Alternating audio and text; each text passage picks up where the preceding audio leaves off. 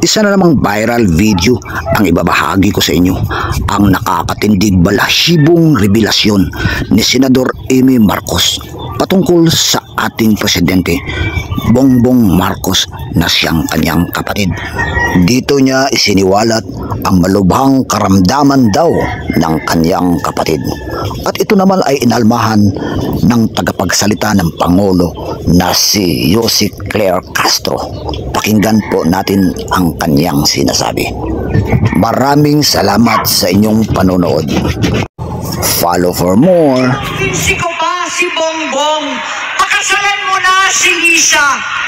Naisip ko noon, kapag nag-asawa siya, malalagay na sa tahimik at magkakaroon ng direksyon. Ang laki ng pagkakamali ko. Mas lumala ang kanyang pagkalulong sa droga.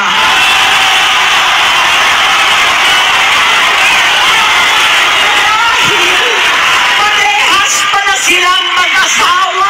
Nasabi ko sa drug test na to ay negatibo. So ano ang dahilan ng desperadong galawan ni Senator Amy Marcos laban sa sarili niyang kapatid at pati kay First Lady? Kundi makapanira lamang. Walang basihan.